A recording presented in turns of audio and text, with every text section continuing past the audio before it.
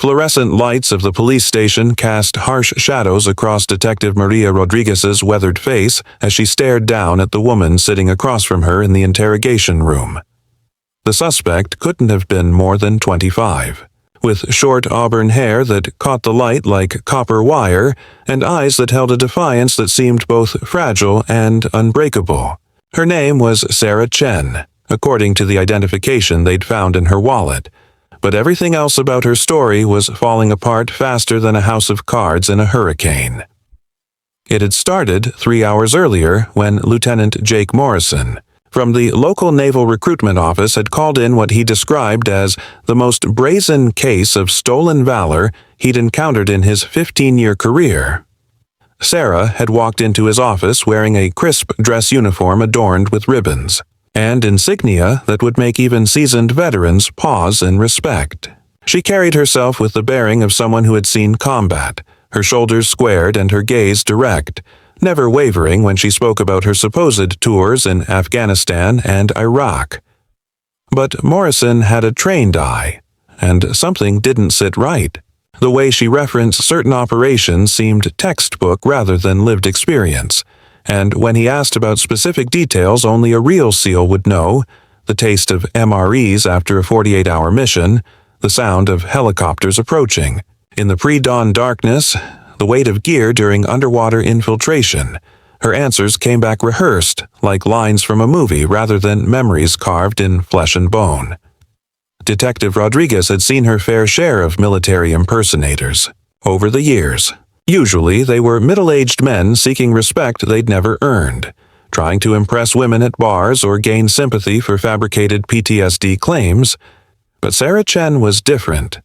There was something in her eyes that spoke of real trauma, real loss, real pain. It wasn't the hollow bravado of a typical faker. It was something deeper, more complex, like a puzzle with pieces that didn't quite fit the picture on the box. "Look, Sarah," Rodriguez said, leaning forward and softening her voice despite the seriousness of the charges. "We know you weren't a Navy SEAL. The records don't lie. There's no record of a Sarah Chen ever completing Bud-S training, never deployed with SEAL Team 6, never received the Purple Heart or Bronze Star you're wearing on that uniform.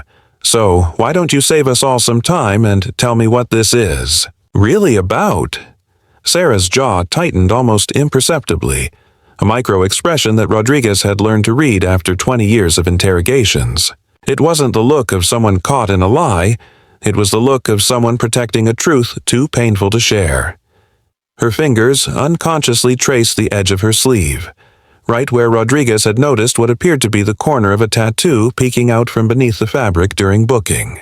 "You don't understand," Sarah finally spoke, her voice carrying an accent that suggested English wasn't her first language, though she spoke it with the precision of someone who had worked hard to master it. "Sometimes, the truth is more complicated than what's written in official records. Sometimes people do things that can't be documented, can't be acknowledged, can't be proven because acknowledging them would put other people at risk." Rodriguez had heard variations of this speech before, the conspiracy theories, the black ops explanations, the classified mission excuses. But something in Sarah's tone gave her pause. There was no grandiosity in her claim, no attempt to sound impressive or mysterious. If anything, she seemed reluctant to say even that much, as if every word was being carefully weighed for its potential consequences. The detective's radio crackled to life, interrupting the tense silence that had settled over the room. The desk. Sergeant's voice came through with barely contained excitement. "Rodriguez, you need to get down here. We've got someone asking about your military impersonator. Says he's Admiral Thomas Mitchell, and he's got credentials that check out. He wants to speak with you immediately about Sarah Chen." Rodriguez felt her eyebrows climb toward her hairline. In all her years on the force, she'd never had a flag officer show up at the station, let alone for something as seemingly straightforward as a stolen valor case. Admirals didn't typically concern themselves with individual impersonators unless there was something much bigger at play. "I'll be right down," she responded into the radio, then looked back at Sarah, who had gone completely. Still at the mention of the Admiral's name. The color had drained from her face, and for the first time since she'd been brought in, she looked genuinely afraid. "You know him," Rodriguez observed. It wasn't a question. Sarah's silence stretched for several long seconds before she finally nodded, almost imperceptibly. "Admiral Mitchell he was—" She stopped herself, shaking her head as if clearing away thoughts she couldn't afford to voice. "He shouldn't be here. This complicates everything."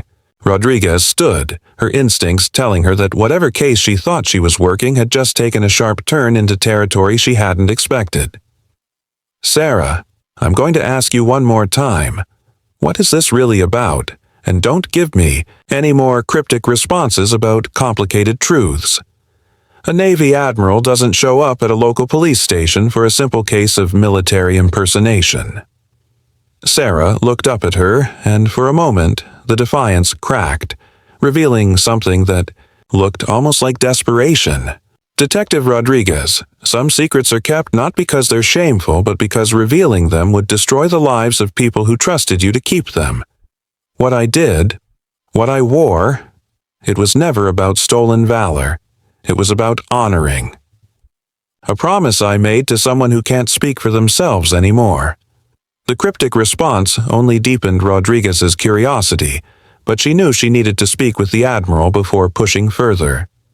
As she headed for the door, Sarah called out.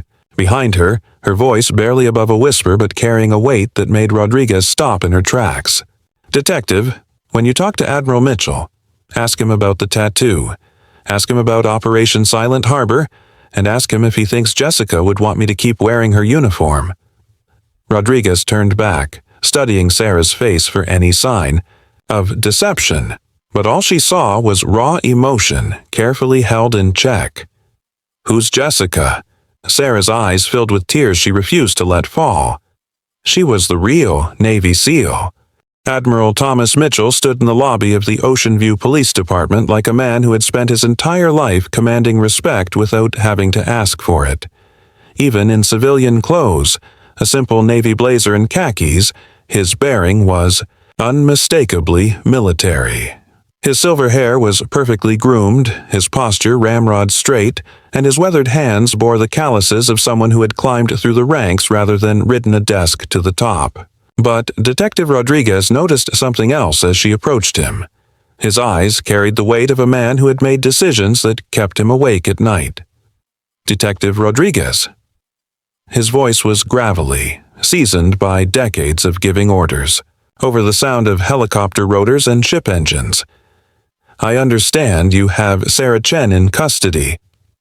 "Admiral Mitchell, I appreciate you coming down, but I have to ask, how did you even know she was here? We haven't released any information to the media, and the arrest was only 3 hours ago." The Admiral's expression tightened almost imperceptibly, the kind of micro-reaction that comes from years of keeping classified information locked away. "Detective, there are certain monitoring systems in place for situations like this. When someone uses specific identifiers, names, unit designations, operation codes, it triggers alerts in our network. Sarah Chen has been on our radar for quite some time." Rodriguez felt a chill run down her spine. This was no longer a simple case of stolen valor if the Navy had monitoring systems tracking Sarah's activities. "Admiral, with all due respect, what exactly are we dealing with here? Because up until an hour ago, I thought I was processing a fairly straightforward military impersonation case." Admiral Mitchell glanced around the lobby, taking note of the desk sergeant who was trying very hard to look busy while clearly eavesdropping on their conversation. "Is there somewhere we can speak privately? What I'm about to tell you is sensitive, and it concerns national security as well as the personal safety of several individuals who are still in harm's way." 20 minutes later, they sat in the chief's office, a room normally reserved for high-profile cases and departmental disciplinary hearings. Chief Patricia Williams had been hastily called in from her daughter's soccer game, still wearing grass-stained sneakers and carrying the lingering scent of stadium hot dogs.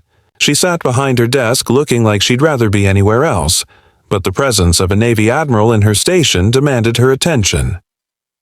"Admiral," Chief Williams began. Detective Rodriguez has briefed me on what we know so far, which frankly isn't much.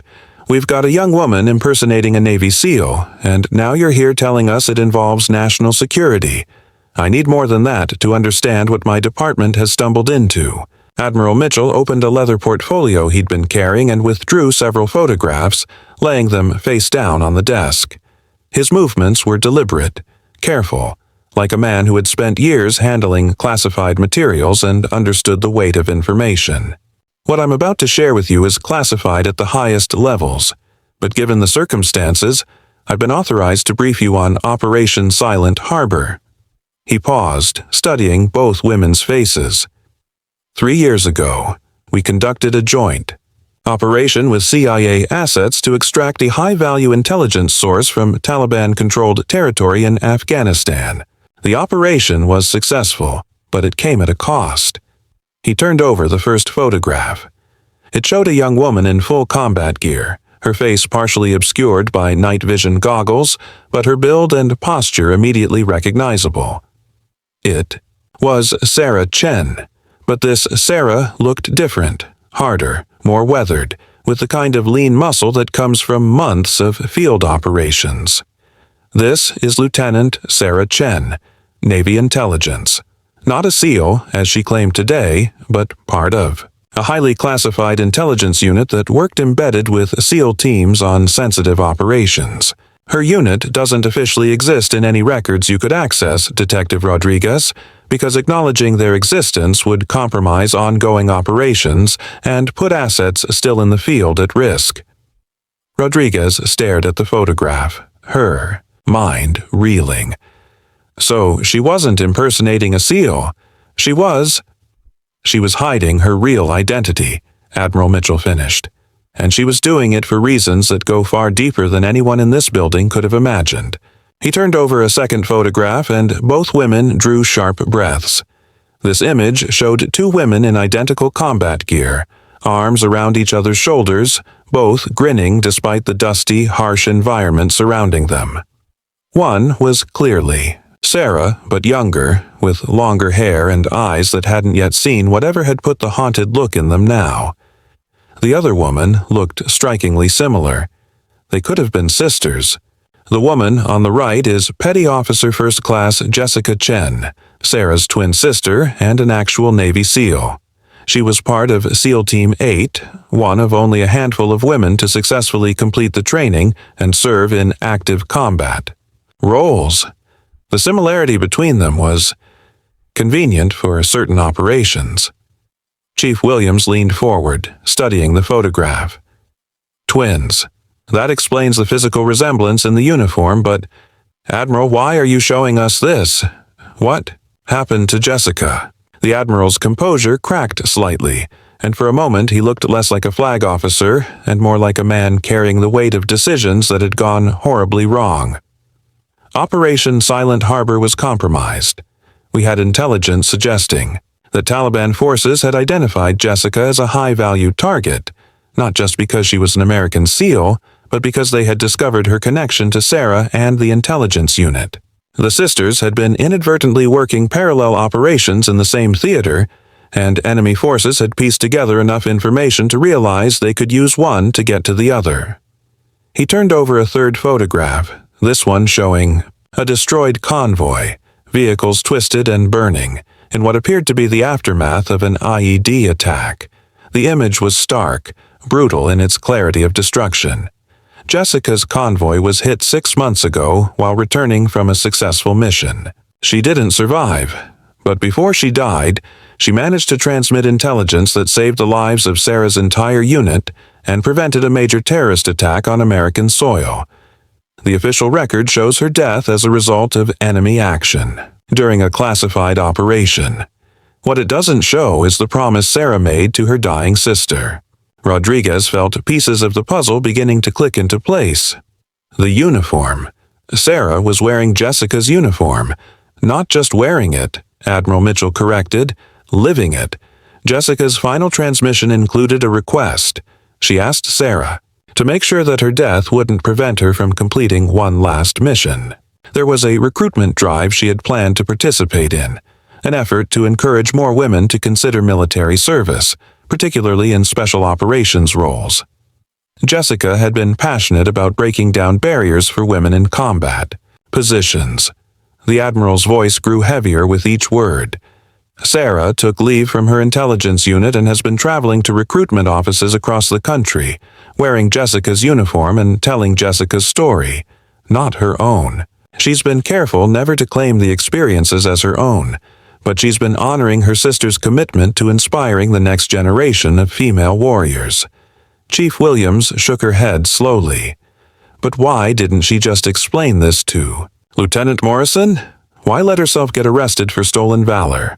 Because, Admiral Mitchell said, turning over the final photograph, Sarah Chen is supposed to be dead. The image showed a military funeral, flag-draped coffins, and grieving family members. Rodriguez could see Sarah in the background, but she was in civilian clothes, her head bowed, tears streaming down her face. The official record shows that both Chen sisters died in Afghanistan 6 months ago. Sarah's death was necessary to protect the ongoing intelligence operation and to ensure that enemy forces couldn't use her against other American assets still in the field.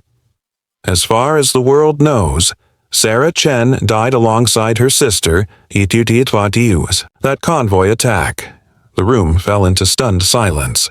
Finally, Rodriguez found her voice. So when Sarah walks into recruitment offices wearing a SEAL uniform, she's not impersonating a Navy SEAL. She's impersonating her dead twin sister while officially being dead herself. Exactly. And the tattoo you mentioned, Detective, it's not Sarah's tattoo, it's Jessica's. They had matching tattoos, but Sarah had hers altered after Jessica's death to match her sister's exactly. It's become her way of carrying Jessica's identity forward, of keeping her sister's mission alive, even though she herself doesn't officially exist. Rodriguez thought about the woman sitting in the interrogation room upstairs, about the pain she'd seen in those eyes, the careful way Sarah had spoken about honoring promises and protecting secrets. Admiral, what happens now? We can't exactly charge her with impersonating someone she's officially authorized to impersonate, especially when she's supposed to be dead anyway. Admiral Mitchell closed the portfolio and stood, his decision clearly already made. Now, Detective, I need to speak with Sarah Chen, and then I need to figure out how to handle a situation that has become far more complicated than any of us anticipated. The walk back up to the interrogation room felt like a funeral procession to Detective Rodriguez. Each step carried the weight of revelations that had fundamentally altered her understanding of justice, duty, and the sometimes impossible choices that military families faced. Admiral Mitchell walked beside her in silence, his jaw set in the way of a man preparing for a conversation he'd been dreading for months. When they entered the room, Sarah looked up with an expression that Rodriguez now recognized wasn't defiance. It was the look of someone who had been carrying an unbearable secret and was finally facing the moment when it might be revealed. Her eyes immediately locked onto Admiral Mitchell's, and the years seemed to fall away from both of them. For a moment, they weren't a flag officer and a supposedly dead intelligence operative. They were two people who had shared an unimaginable loss. "Hello, Sarah," Admiral Mitchell said softly, his commanding voice replaced by something much more human. "It's been too long." "Sir," Sarah replied, attempting to stand at attention despite being handcuffed to the table. The gesture was automatic, ingrained by years of military training, but it carried an emotional weight that made Rodriguez's throat tighten. "Please, sit." The Admiral took the chair across from her, and Rodriguez noticed him pause as he took in Sarah's appearance. The uniform, Jessica's uniform, was perfectly pressed, every ribbon and insignia in its proper place. It was clear that Sarah had spent considerable time ensuring that her sister's memory was honored with absolute precision. "I've been tracking your activities for the past 6 months, Sarah. The recruitment visits, the speaking engagements at high schools, the mentorship programs for young women considering military service." Sarah's composure cracked slightly. "I know I should have stopped, sir. I know the risk I've been creating for the operation, for the people still in the field. But I made her a promise, and she was so close to completing her mission. The recruitment numbers for women in special operations have increased by 37% in the regions where I have spoken. Jessica always said that representation mattered, that seeing someone who looked like them succeed could change a young woman's entire trajectory. Admiral Mitchell leaned forward, and Rodriguez was struck by the obvious affection and concern in his expression. "Sarah, I didn't come here to stop you. I came here because what happened today changes everything. When you walked into Lieutenant Morrison's office wearing that uniform, you broke protocol in a way that we can't easily cover up. There are records now, witness statements, official reports. The careful fiction we've maintained about your death is in jeopardy." The words hit Sarah like a physical blow. She closed her eyes, and when she spoke, her voice was barely above a whisper. "I knew this day would come. I've been living on borrowed time, borrowed identity, borrowed purpose. But Admiral, the work isn't finished." Jessica had commitments, scheduled through the end of the year, appearances at military academies, interviews with young women who are considering special operations careers. There's a girl in Nebraska who's been training for 2 years because Jessica promised to sponsor her SEAL application. There's a scholarship program in Texas that was going to be announced in Jessica's name. Rodriguez watched this exchange with growing amazement. She was witnessing something she'd never seen before. Two people who had been shaped by loss into something both harder and more fragile than they'd been before. The Admiral carried the weight of command decisions that had cost lives. Sarah carried the weight of living as a ghost to honor the dead. "Admiral," Rodriguez interjected carefully, "what exactly are the legal implications here? Because from where I sit, Sarah hasn't committed any crime that I can identify. She's authorized to wear that uniform, she's telling a true story. It's just not her own true story. And if she's officially dead, how do we even process an arrest?" Admiral Mitchell ran a hand through his silver hair, a gesture that made him look older and more tired. "That's the problem, Detective. Sarah's official status is classified, but her actions today have created a paper trail in civilian law enforcement. If this goes through normal channels, if there's a trial or even a formal hearing, questions will be asked that we can't answer without compromising national security and putting lives at risk." Sarah suddenly straightened in her chair, and Rodriguez saw a spark of the intelligence officer she had been trained to be. "Sir, there's something else, something I haven't told you." She looked directly at Rodriguez. "Detective, you asked about the tattoo earlier. May I show it to you?" Rodriguez nodded, and Sarah carefully rolled up her right sleeve, revealing an intricate design that covered most of her forearm. At first glance, it appeared to be a traditional military tattoo. An eagle perched on an anchor, surrounded by roses and military insignia. But as Rodriguez looked closer, she realized there were subtle modifications throughout the design. "Jessica and I got matching tattoos when we both finished our respective training programs," Sarah explained. "But after she died, I had mine altered to match hers exactly. What I didn't know until recently was that Jessica had made her own modifications in the months before she died." She pointed to a series of small numbers integrated into the rose stems. Coordinates, Rodriguez realized. These weren't in the original design. Jessica added them during her final leave, right before her last deployment. I didn't understand their significance until 3 weeks ago. Admiral Mitchell leaned closer, studying the tattoo with obvious concern. "Sarah, what did you discover?" "The coordinates lead to a location in Virginia. I went there last month and I found a safety deposit box that Jessica had rented under an assumed name. Inside were documents, photographs, intelligence reports that weren't part of any official operation I knew about." Sarah's voice grew stronger, more focused. "Admiral, Jessica wasn't just killed because she was a Navy SEAL working in dangerous territory. She was killed because she had discovered something that someone very powerful wanted to keep hidden." The temperature in the room seemed to drop. Admiral Mitchell's face had gone completely pale. "Sarah, please tell me you didn't remove anything from that safety deposit box." "I removed everything," Sarah replied firmly. because among the documents were detailed records of a conspiracy involving defense contractors, high-ranking military officials, and foreign assets that Jessica had been investigating on her own time. She had discovered that Operation Silent Harbor wasn't just compromised, it was deliberately sabotaged. Rodriguez felt her detective instincts kicking into overdrive. Sabotaged by whom? Sarah looked directly at Admiral Mitchell, her eyes filled with a mixture of sorrow and determination. By people who knew that Jessica was getting too close to exposing a weapons trafficking operation that has been funding terrorist organizations for the past 5 years. Jessica's death wasn't collateral damage from enemy action, Admiral. She was assassinated by people on our own side. The silence that followed was so complete that Rodriguez could hear her own heartbeat. Admiral Mitchell sat motionless, his face a carefully constructed mask that revealed nothing.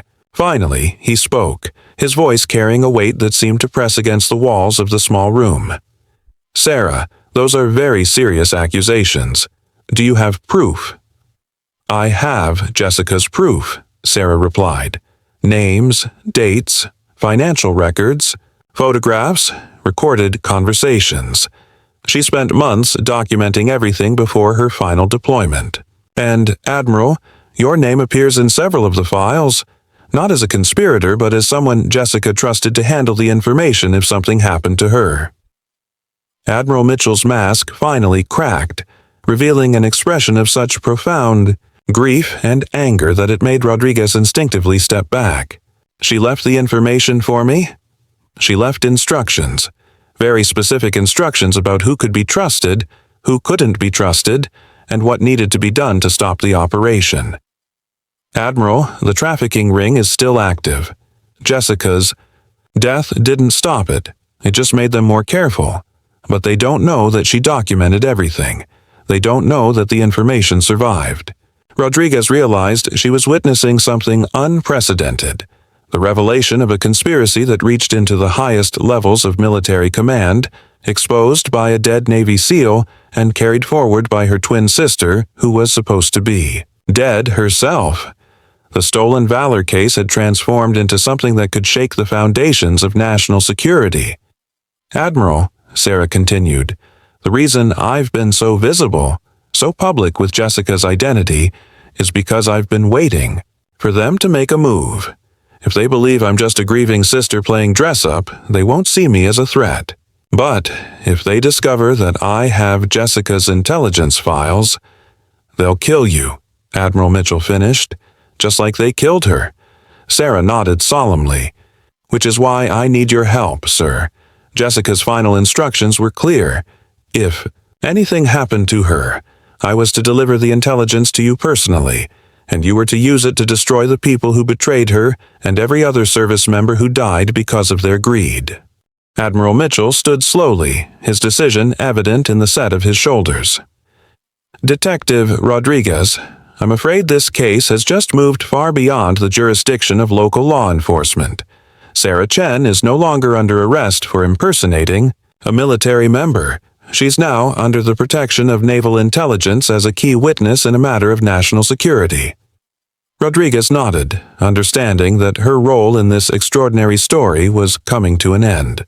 But as she looked at Sarah, still wearing her dead sister's uniform, still carrying forward a mission that had cost one life and might yet cost another, she realized that some truths were worth any risk to reveal.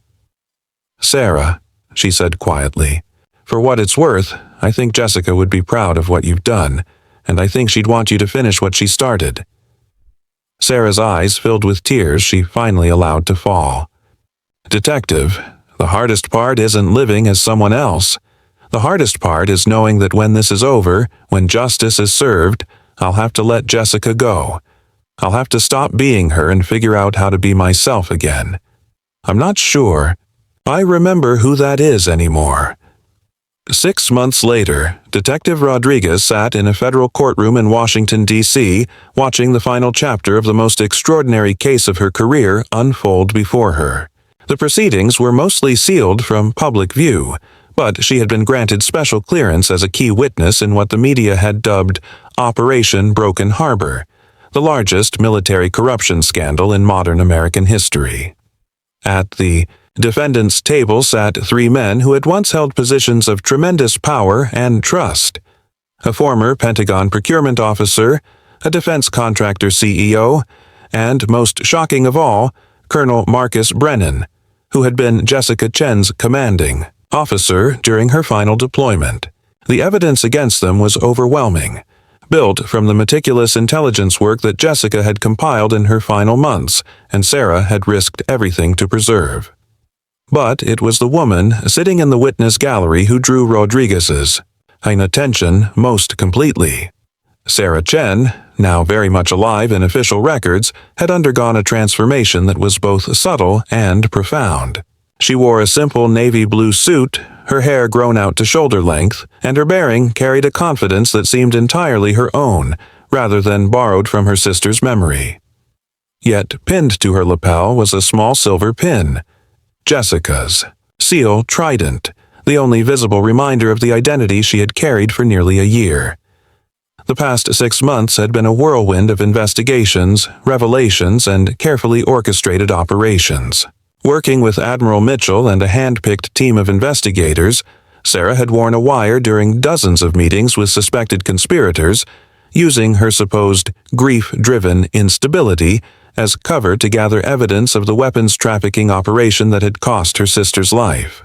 The conspiracy had been even more extensive than Jessica's initial investigation had revealed, reaching into multiple branches of the military and involving the illegal sale of American weapons to terrorist organizations through a complex network of shell companies and corrupt officials. The breakthrough had come when Sarah, still presenting herself as the unstable twin sister of a dead SEAL, had approached Colonel Brennan directly. She told him she had discovered Jessica's paranoid conspiracy theories among her personal effects and wanted to understand what her sister had been investigating before her death. Brennan, believing he was dealing with a grieving amateur, had made the fatal mistake of trying to recruit Sarah into covering up the remaining evidence in exchange for a substantial payoff. What he didn't know was that Sarah was recording everything, and that her amateur questions were actually carefully crafted to elicit admissions of guilt that would hold up in court. The moment when Brennan admitted on tape that Jessica had to be eliminated before she destroyed everything we'd worked for had been the cornerstone of the prosecution's case. "The defendant will rise for sentencing," announced Judge Patricia Hawthorne, her voice carrying the weight of someone who understood the gravity of the crimes being addressed. Colonel Brennan stood, his military bearing finally broken by months of legal proceedings and public disgrace. The man who had once commanded the respect of elite special operations forces now looked like what he truly was, a traitor who had betrayed every principle he had sworn to uphold. "Marcus Brennan," Judge Hawthorne continued, "you have been found guilty of conspiracy to commit murder, weapons trafficking, providing material support to terrorist organizations, and treason against the United States of America. The court sentences you to life in prison without the possibility of parole." Rodriguez watched Sarah's reaction to the sentencing. There was no satisfaction in her expression, no sense of victory or closure. Instead, she simply nodded once, as if acknowledging that a chapter had finally ended, and whispered something, under her breath, that looked like, "It's finished, Jess." After the proceedings concluded, Rodriguez found herself walking with Sarah and Admiral Mitchell through the corridors of the federal courthouse, surrounded by the kind of security detail that accompanies cases involving national security. The media waited outside, hungry for details about the scandal that had already led to congressional hearings and military reforms. But Rodriguez knew that the real story, Sarah's story, would never be fully told to the public. So, what happens? "Now?" Rodriguez asked as they paused in a quiet alcove away from the chaos of reporters and federal agents. "I mean, officially, you've been dead for over a year. How do you rebuild a life from that?" Sarah smiled. The first genuine smile Rodriguez had seen from her since that day in the interrogation room. "Actually, Detective, that's the surprising part. Being dead gave me something I never expected. the freedom to choose who I wanted to be when I came back to life. Admiral Mitchell, who had become something of a father figure to Sarah during the investigation, placed a hand on her shoulder. Sarah has been accepted into the FBI's Behavioral Analysis Unit. Turns out that someone who can successfully live as another person for nearly a year while conducting a complex undercover operation has exactly the kind of skills they're looking for. And the best part, Sarah added, is that I get to keep Jessica's mission alive in a different way. The scholarship program we established in her name has already helped send 15 young women to military academies. The mentorship network she dreamed of creating is reaching hundreds of girls across the country. Jessica wanted to break down barriers for women in military service, and now we have the resources and platform to do that on a scale she never could have imagined. Rodriguez felt a warmth spread through her chest, the satisfaction that came from seeing justice served and lives rebuilt from tragedy. And personally, how are you handling the transition from being Jessica back to being Sarah? Sarah's expression grew thoughtful, and she unconsciously touched the silver pin on her lapel. You know, Detective, I spent so many months afraid that I was losing myself in Jessica's identity. But what I learned is that I wasn't becoming her. I was discovering parts of myself that I never knew existed. Jessica's courage, her determination, her compassion for others. Those weren't things I borrowed from her memory. They were things that were already inside me, waiting for the right moment to emerge. She paused, looking out through the courthouse windows at the Washington, D.C. skyline. I'll always carry Jessica with me, but now I carry her as inspiration rather than as a mask. I know who Sarah Chen is now. She's someone who honors the dead by living fully, someone who uses her skills to protect others, and someone who understands that the most powerful way to remember someone you love is to become the best version of yourself. Admiral Mitchell checked his watch and cleared his throat. I hate to interrupt this moment, but we have one more appointment today. Sarah, you ready? Sarah nodded, and Rodriguez noticed a new kind of nervousness in her expression. Not the fear of someone hiding from the truth, but the anticipation of someone about to embark on something meaningful. They walked together to a waiting car, and Rodriguez realized this was likely the last time she would see Sarah Chen. As they prepared to part ways, Sarah turned back to her. Detective Rodriguez, I want you to know that your kindness that day, the way you treated me like a person rather than just a suspect, made all the difference. You saw through the uniform to the pain underneath, and that gave me the strength to trust Admiral Mitchell with Jessica's secret. In a very real way, you helped us bring justice for Jessica and all the other service members who died because of those men's greed. Rodriguez felt tears prick her eyes. Sarah, it was an honor to be part of your story, even in a small way. I hope you find everything you're looking for in your new life. As the car pulled away, Admiral Mitchell leaned out the window. Detective, you asked what happens now. What happens now is that Sarah Chen gets to live the life her sister died protecting. And Jessica Chen gets to be remembered not just as a victim, but as a hero whose legacy will inspire generations of women to serve their country with courage and integrity. Rodriguez watched the car disappear into D.C. traffic, carrying Sarah toward whatever new chapter awaited her.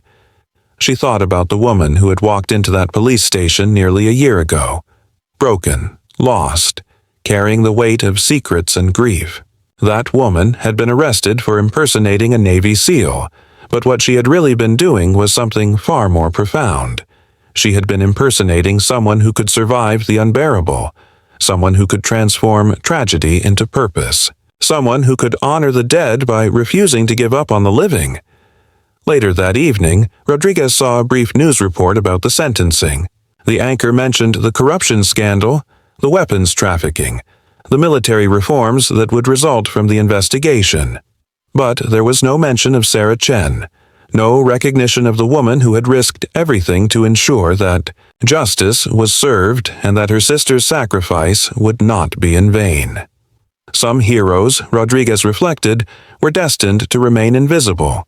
their stories known only to the few who were privileged to witness their courage. Sarah Chen had spent a year living as someone else, but in the end, she had discovered something invaluable: the strength to become exactly who she was meant to be. The tattoo that had started this entire journey, Jessica's coordinates hidden in roses and eagles, had led them not just to evidence of corruption, but to something far more precious: the truth that love, courage, and determination could survive, even death, transforming loss into legacy and grief into justice. And somewhere in Virginia, in a small military cemetery, fresh flowers appeared regularly on Jessica Chen's grave, placed there by a sister who had learned that the best way to honor the dead was to live boldly, love deeply, and never stop fighting for what was right.